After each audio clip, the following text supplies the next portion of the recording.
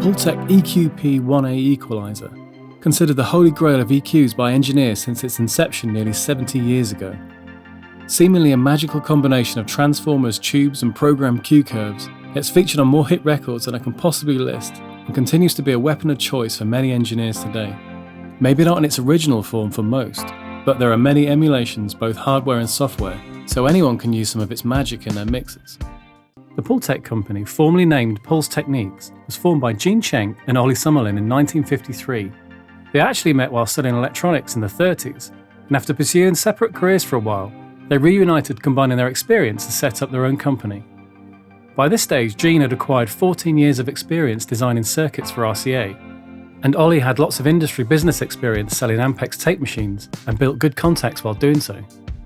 The only other employee at Pultec was their accountant, and everything was made to order, meaning assembly was carried out by themselves, or when large orders were placed, their electronics friends were roped in to help out fulfill them on time. The first few years were tough. Mainly they were supplying specialised equipment for testing like oscillators, but their big breakthrough came in 1955 when they had an idea that would become the EQP1. The first company to place an order were MGM in New York, who were looking for a higher quality EQ unit than the ones they currently had at their disposal. The main reason for this was the transition from 78 RPM records to 33 1/3 long playing records, and this required higher quality recording standards and processors.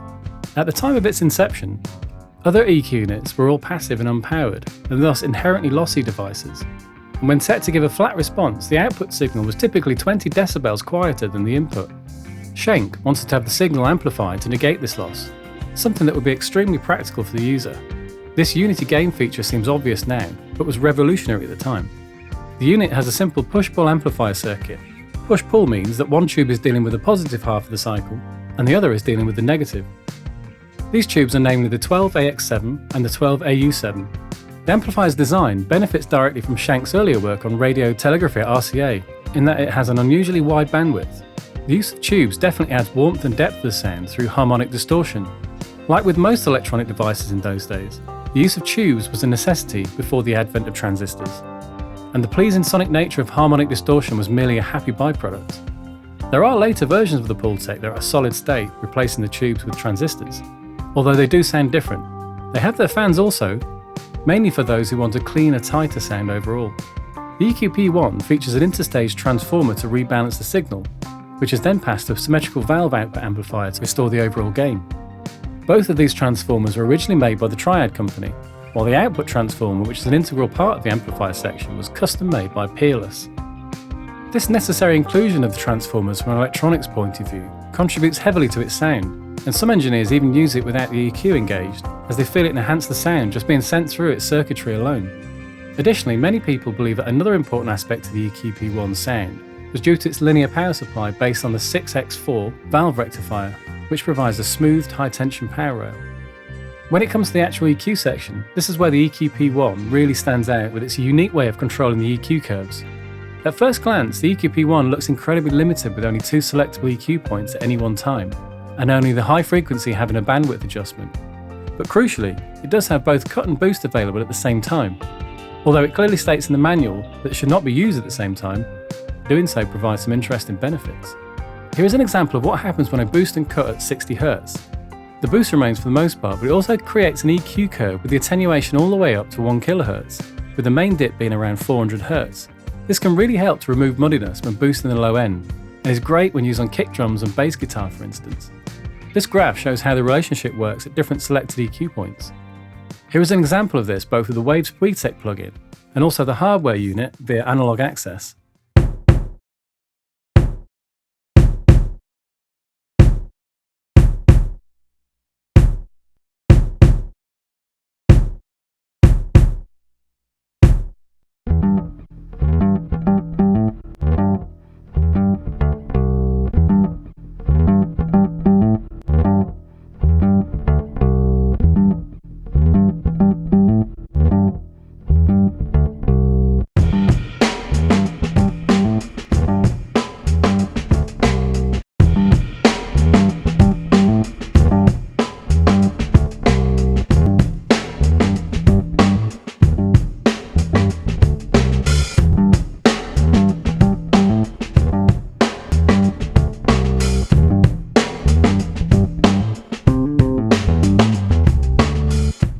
The warmth of the analog unit is definitely apparent, but the plugin still does a job creating this effect.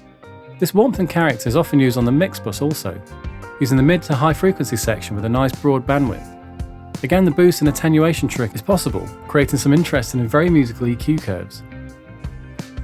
It's anything but surgical in use. With the Pultec, it's all about character and doing its own thing to the signal. Here is the Waves plugin and the real thing.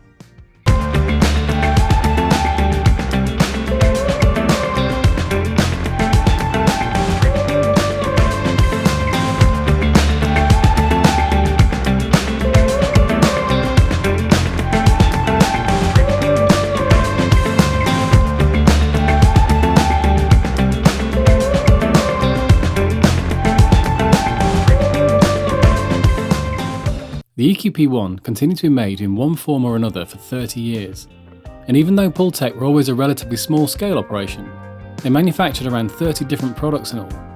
Many were equalizers based on the same technology, but there are also microphones and phono preamps. Incredibly, when Schenk wanted to retire, he couldn't find a buyer for the business, and the factory doors closed permanently in 1981. After closing down, Gene Schenk received a call from Power Station studio owner Tony Bon Jovi.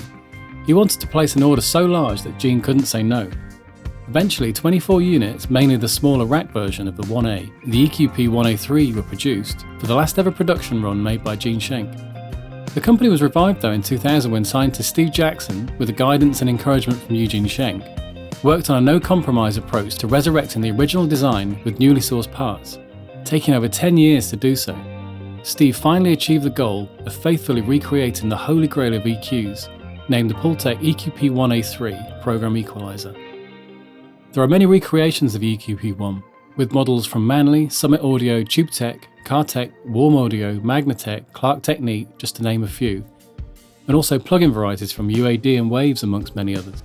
The ability to access a real one using analog access like I did in this video is also fantastic, so it's definitely an accessible tool for most if you want to try it out yourself, as there really is nothing quite like it.